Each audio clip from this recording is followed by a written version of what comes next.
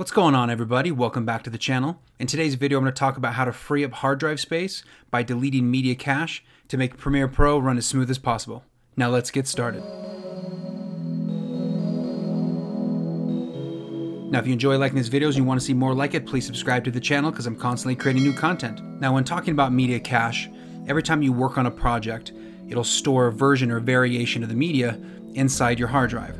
So whenever you're working on it in the timeline, it has items to reference back to and do it in a faster and more efficient way. So when you're finished with a project and you're no longer working with it, your computer is still storing media cache on the hard drive. So there's two different ways that I do it. When I finish with the project and I move on to a new project, I go and delete all the old cache, which I'll show you. There's also a way to go in and delete everything, including the project that you still currently are working in. I'm going to show you both of those options now. Plus, I'm going to show you a maintenance schedule, which will have Premiere Pro do it for you on a regular basis. So as you can see, I have this project currently open. If you head up here under the Premiere Pro tab, slide down to Preferences, you'll notice 3/4 of the way down, you'll see I think this is Media Cache.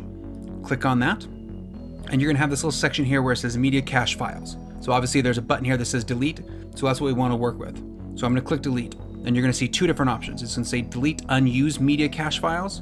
That's anything that you're currently not working on. So example, the project I have open currently, if I click delete now, it's going to delete all the media cache files for every project except the project I have open. So like I said, when I start a new project and I have 3 or 4 that I'm done with, I'll go in there, just click this option right here, click OK, and it'll delete it.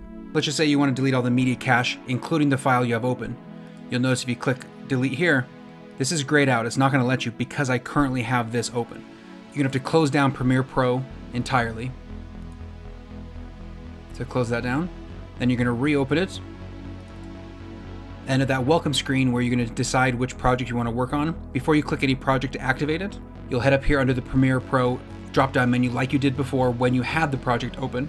Do the exact same thing, go to Preference, go down to Media Cache, and now you'll notice when you click Delete, this Delete All Media Cache Files from the system, you're able to click it now. So if you wanted to do that, you'd go ahead and just click OK, and then you could restart the program, but I'm going to cancel this out because that's not what I want to do.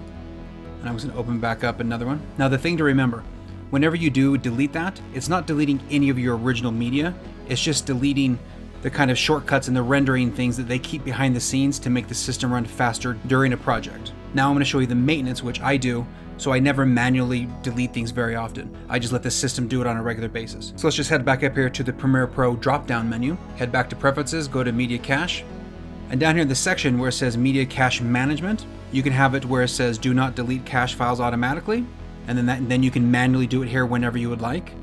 I personally have it set as automatically delete cache files older than 30 days, because traditionally I'm not working on a project longer than that.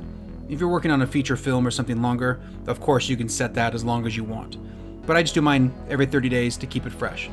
You can also click this if you want to automatically delete old cache files when it exceeds a certain amount of size. So if you have a smaller hard drive, you can set this to 50 gigs or 25 gigs or whatever you like.